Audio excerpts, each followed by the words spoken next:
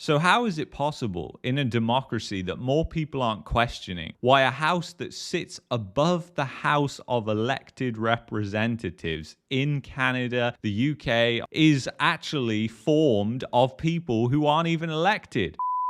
Nowhere in the world right now is seeing the standard of living collapse as fast as Canada. And how did we get to where we are, where the standard of living collapse is accelerating and just continues to get worse? Well, it's all thanks to two bubbles that have been inflated over the past couple of decades. And Canada isn't unique in these bubbles either. There's the housing bubble, which has pushed the cost of housing to the absolute stratosphere and created a mania that centers around housing. Not only that, the economy is now incredibly dependent on housing. So as a result of the housing bust, you're seeing a lot of jobs and economic output, which is just disappearing. The second thing is the immigration bubble. There has been a massive immigration bubble in Canada that has been inflated mainly over the past decade. And this policy has just been increased and increased and increased exponentially since the pandemic. The result of all this population increase has basically crippled public services such as healthcare, infrastructure, even such as electricity. In places like Calgary, grid alerts are now common because there's not enough electricity and they're not building enough infrastructure for all the people that are coming to the country. Now, you can't blame the people that are coming in because they're coming in just to better their lives. Most of them are doing it legally, although there has been some wildly abused immigrant categories such as the student visa category, where people took advantage of student visas in order to get a visa in Canada and a path to permanent residency, and then invite their whole entire family over who didn't contribute anything to the productivity of Canada and sucked on the system, which has deteriorated public services even more. But the housing bubble and the immigration bubble are not the only bubbles. There's a third bubble, which is the government bubble. You see, what tends to happen with economic cycles is when the economy is doing worse, the government steps in and they try and fix the economy by spending more money. And it doesn't work because governments actually detract away from investment and productivity. And in order to fund an ever expanding government, you need to raise taxes, or you need to raise the stealth tax, which people aren't even aware of, which is inflation. And that's exactly what's happened. So a lot of people think, well, taxes haven't really increased that much. And taxes have increased in Canada, but it's really the stealth tax, which is inflation, which has really pummeled people in Canada. It's a sad, sad reality that you're in a depression and a state of decay that is beyond what anyone would have thought is possible in a so-called developed country. But Canada is now seeing third world problems in every one of the cities. It doesn't matter if you go to downtown Vancouver, downtown Calgary, or downtown Toronto. The scenes that you'll likely see are both worrying and dangerous. Drug addicts and mentally ill people walking across the street, random attacks, and obviously the increase in crime due to the fact that people can't even afford to feed themselves in Canada. The immigration bubble was a complete disaster and will serve as the legacy of one of the worst governments in the history of Canada, which was the Trudeau government. The immigration bubble has suppressed wage growth at a time where inflation was at its highest. It's also brought so many people to the country that services are overwhelmed, and the economic performance of Canada cannot cover up the amount of people that are coming into the country. So what happens is you end up with a deficit of people that can't even find jobs or are taking jobs away from Canadian permanent residents and citizens. And the problem with this approach is over a long time, you essentially have an increasing unemployment rate. One thing that has exploded in Canada is poverty. Some cities are now declaring emergencies over the fact so many people within their city cannot afford to eat food. And we're not just talking about Toronto and Mississauga Mississauga. Now, Kingston, a town that's on Lake Ontario that is about 3 hours away from Toronto, has also declared an emergency. And there is a massive population of students in that city, and it's worrying to see how many young people and students are now using food banks. But then again, because of the abuse of the student visa category to Canada, many of the students were sent over by foreign families grouping money together in order to afford their child to go